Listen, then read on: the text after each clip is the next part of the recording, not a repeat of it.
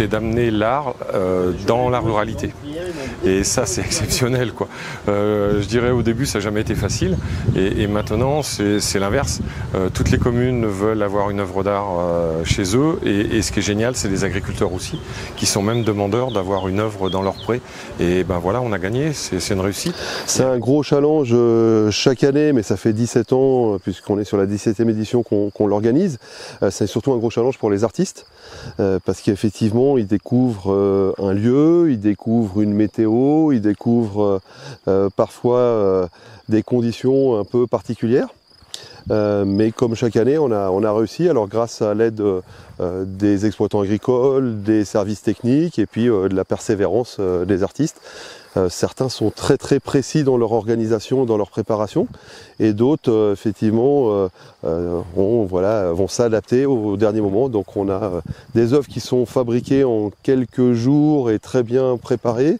Et puis d'autres, ça se fait un peu au dernier moment, mais l'essentiel, c'est que les œuvres sont là pour les 3 mois pour que le public puisse les admirer. Au départ, on lance un appel à candidature, donc à l'automne.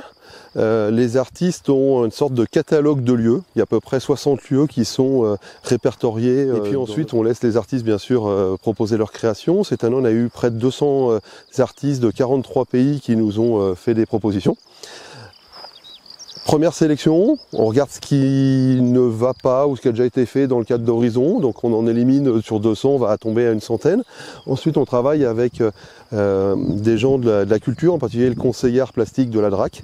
On va descendre à une trentaine d'œuvres et ensuite on réunit le jury qui est très éclectique, hein, puisqu'on a des personnes qui sont du monde de la culture, d'autres qui sont des techniciens, des élus, en fait une vingtaine de personnes qui apprécient ça. Et chacun va classer les œuvres qu'il préfère. Ça nous fait ensuite un classement final et on va prendre les 10 œuvres qui sont les mieux classées. Donc moi je suis responsable événementiel pour Horizon et je suis arrivée sur la mission début avril et c'était vraiment le moment où tout s'accélère. Et donc dans ce cadre-là, effectivement, je me suis occupée de finir le repérage des sites avec les artistes. Et puis ensuite, bien sûr, il y a l'accueil et l'aide au montage et organisation de l'inauguration et du lancement en fait de l'événement.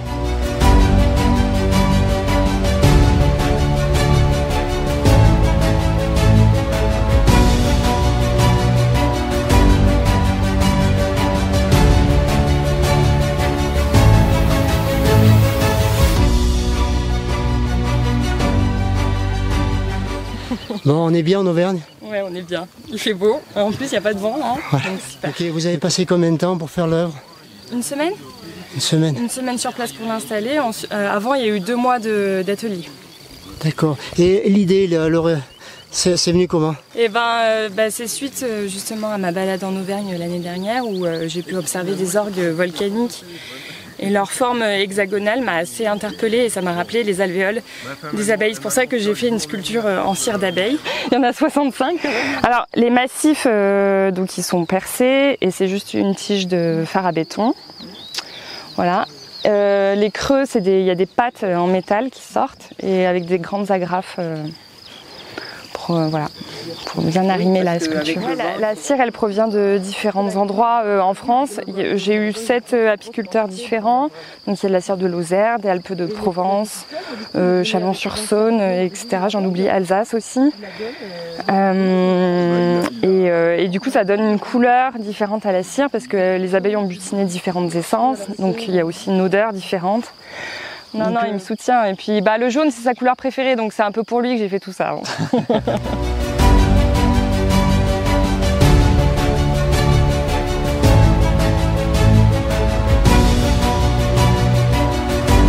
happy to present my project, Dancing Figure, in Chastret, the beautiful place in the cowfield. Just in front of this beautiful mountain. When I saw this place, I fall in love. Je suis content de proposer ce projet donc ici à Chastret, dans ce pré où il y a des vaches, face à un magnifique lieu, et donc il a été tout de suite enchanté par l'espace et par le lieu dès qu'il est arrivé. The figures are created from oak tree. The base bottom is heavy and gently branches from oak tree, and the heads, every head is different style and different expression. Les silhouettes sont fabriquées en chêne, avec un socle qui est beaucoup plus lourd. Et donc chaque silhouette est différente par les morceaux de bois qui sont utilisés. The figure, dancing figure, is there to be movable, but now I fixed because it's cow field and maybe cows can come and they can make like this. Au départ, il les a fixés parce qu'il avait peur que les vaches viennent se gratter, mais il a bien analysé parce que les vaches viennent toujours se gratter dès qu'elles peuvent. C'est pour ça que vous avez un fil électrique toujours. C'est pas forcément pour le plaisir, c'est parce que sinon on sait que les vaches vont venir se gratter. Yesterday on inauguration I explained my idea coming from Enyov Den in Bulgaria. This is the longest day in the year, in June, where we have tradition in Bulgaria. The ladies, the girls, early in the morning go and collect all the herbs, because we believe in that day the herbs are more powerful. Donc le jour du solstice d'été, donc le jour le plus long de l'année, vous avez compris, il y a une tradition en Bulgarie qui dit que les jeunes femmes et les femmes vont se lever tôt, venir cueillir les différentes fleurs, parce qu'on considère que c'est le jour où en fait les fleurs vont avoir le plus de puissance et de pouvoir. Enjoy my project. Et juste apprécier ce que je fais, mon travail. On a un petit cadeau, monsieur le maire n'a pas pu venir parce qu'il a été retenu par des obligations. Et vous savez qu'à Chastret, on fait du Saint-Nectaire dans tout le Sancy. En particulier à Chastret parce qu'on sait que chaque année dans le concours national de Saint-Nectaire, Chastret est souvent, très souvent primé. Et donc Michel, give you this present. Thank you. Saint-Nectaire from Chastret. Voilà. Okay, thank you very much. You know that now you will be used in all publicity of Saint-Nectaire. Super. Oh là là. Voilà. 10 years of publicity. It's coming from Russian style nevelashka. You know, Russians, they have dolly who is heavy bottom and make like this and never fall. Yeah. You know? Yeah. You can buy from Moscow, for example. Okay. Not this matryosh. Ouais, pas les matryoshkas. No, but nevelash. Et je ne connais pas les nevelages, mais elles font comme ça. Ouais, okay. Oui, non, c'est l'expression de la danse. En fait, ça vient d'un jeu, d'un objet, d'une petite poupée. Donc, c'est pas les matryoshkas, les poupées russes, mais c'est des Nevelashka. Nevelashka qui font ce système-là. Et donc, c'est inspiré de ça pour le mouvement de ces danseuses. Why in Sancy? Ah, okay. I'm an artist who like work with nature, in nature, and I myself organize Art in Nature event in Bulgaria since 2012 every year. I organize Art Nature Symposium Gabrovci. I am a director of the association, Dupini Art Group, and we make every year Art in Nature. So, everywhere in the world, Voilà, Rumen donc, nous explique qu'il d'abord il adore donc l'art nature, il est directeur d'un festival qu'il a créé depuis 2012 et donc du coup il s'intéresse à tout ce qu'il y a dans le monde entier en termes d'art nature. Donc voilà, il est aux aguets, il a déjà exposé dans le monde entier et donc bien sûr il avait repéré des choses en France et il était très content de venir aussi cette année sur le Sancy et à Chastret. Alors les propriétaires des lieux sont vraiment très accueillants.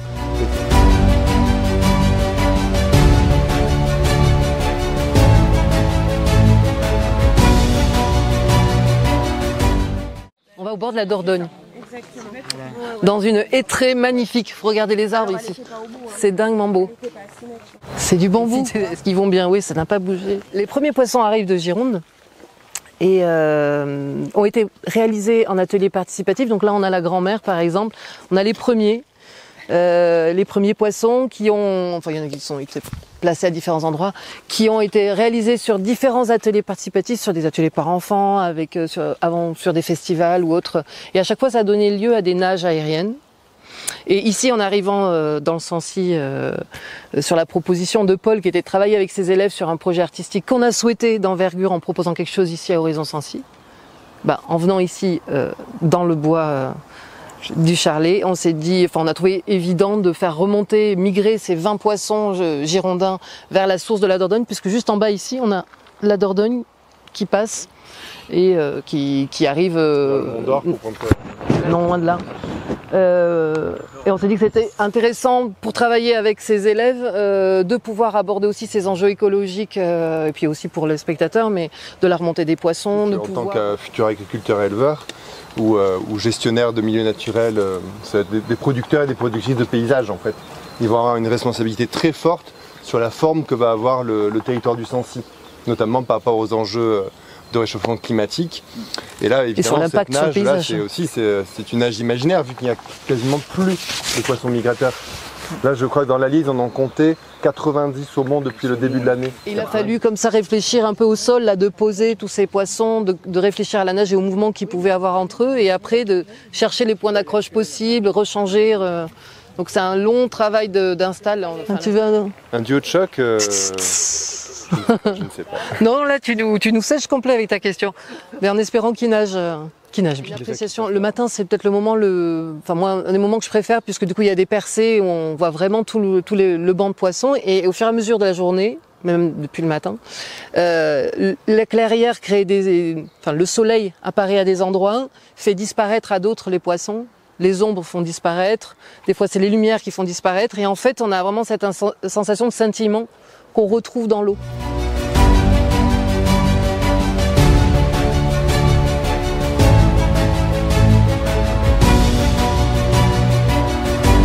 Je m'appelle Charlotte Goffet, je suis designeuse d'objets et j'ai présenté pour cet appel à projet Horizon une œuvre que j'ai présentée avec Lucie, qui n'est pas là, mais voilà, qui s'appelle Vent d'Auvergne, et c'est une grande rose des vents d'Auvergne, donc avec où est-ce qu'ils prennent leur source et quel département ils traversent. Donc il y a 8 vents, et donc c'est une grande plateforme assise avec qui vient s'étaler avec des drapeaux où on peut voir la puissance des vents, et c'est des drapeaux qui peuvent se diriger comme une girouette. La question sous-jacente à tout ce projet, c'est le réchauffement climatique, le fait que les polluants se déplacent, et je prenais souvent comme exemple les poussières du sable du Sahara qui se soulèvent et qui arrivent jusqu'en Europe, mais partout dans le monde en fait on retrouve des poussières. Et du coup c'est aussi de parler de ça, c'est que aussi de matérialiser le vent comme si c'était des rivières qui viennent se jeter les unes dans les autres, donc c'est des couloirs d'air comme ça. Et le vent a plein d'influents différents, donc en Auvergne il est assez important et il est très ancré dans l'idéologie des gens, enfin dans l'imaginaire. Quand on était en train d'installer, il y avait des randonneurs qui venaient nous expliquer des petites anecdotes sur le vent et qui disaient « Ah, moi je l'appelle pas comme ça, ce vent-là, je l'appelle comme ça. » Et il est connu, ce vent-là. Je savais pas qu'il traversait aussi ce département. Du coup, moi je me suis occupée des drapeaux après pour l'œuvre. Et donc l'idée c'était d'essayer de représenter graphiquement les variétés des vents qu'il y a en Auvergne, du coup par rapport à leur puissance, par rapport à la taille de leur lit, etc. Et donc chaque drapeau est différent, enfin représente en fait sa spécialité. Et en fait ils sont faits en tissu et les marquages sont faits sont brûlés en fait. Du coup le tissu est brûlé pour qu'il puisse marquer sa différenciation.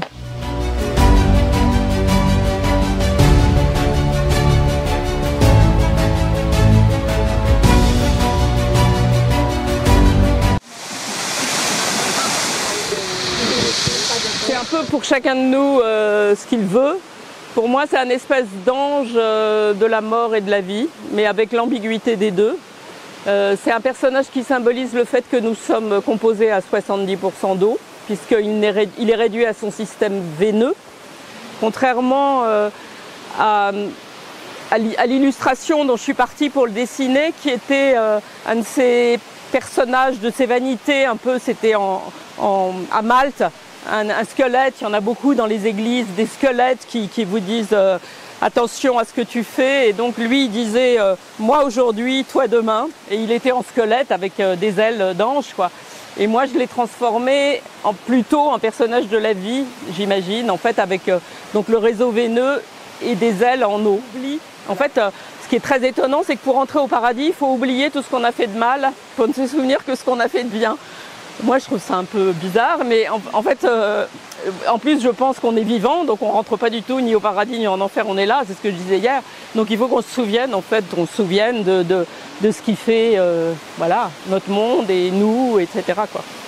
C'est des allégories diverses comme ça. Après, chacun en fait ce qu'il a envie de faire. C'est une proposition. Ce que je disais hier, c'est vraiment la rencontre entre cette idée de cette présence-là et puis ce lieu absolument magique et qui portait sens par rapport à ça, puisque c'était le ruisseau de l'enfer. En fait, c'est la cascade du Rossignolet, mais c'est le ruisseau de l'enfer qui l'alimente.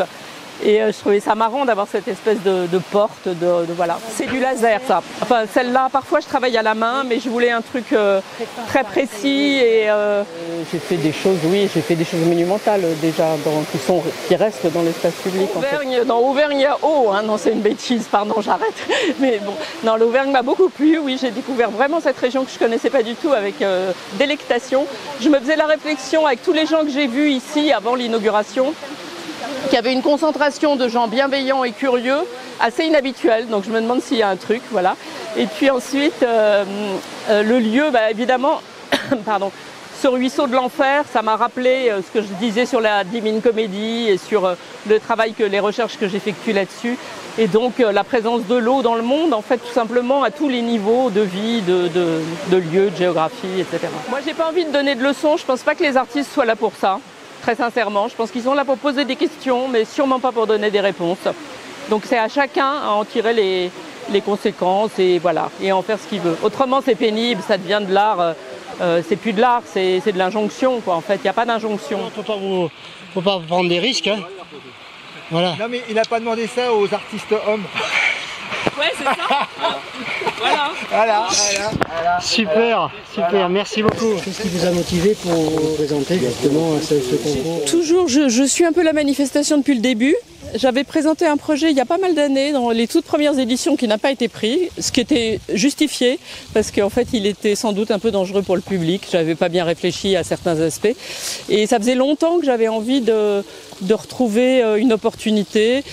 Il y a eu des thématiques qui me convenaient pas, il y a eu plusieurs fois où j'ai réfléchi un peu mais ça allait pas. Et puis là, j'ai un peu regardé les lieux proposés. Il y a tout de suite eu, il y avait cette cascade que je trouve magnifique. Il y avait aussi l'étang de Charlus sur lequel j'avais un autre projet, mais on a un peu les moyens de travailler, ce qui n'est pas toujours le cas, il faut le dire. C'est-à-dire que c'est quand même une œuvre dans l'espace public, grande, avec pas mal de contraintes. Donc on ne peut pas faire ça avec 0 francs, 0 centimes. Et donc là, le budget est quand même absolument correct. Et ça, c'est ainsi. Voilà, c'est bien, quoi.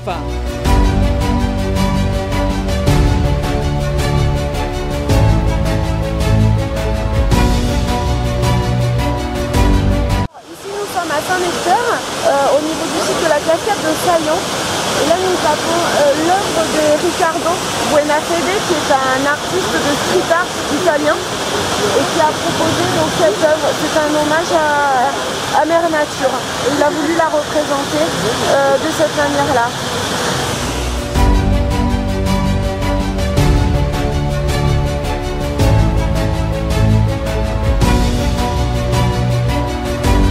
Du coup, en fait, ça a été avant tout inspiré par le buron du Venzoux, avant tout, que j'avais vu du coup dans les lieux qui proposaient sur l'appel à candidature.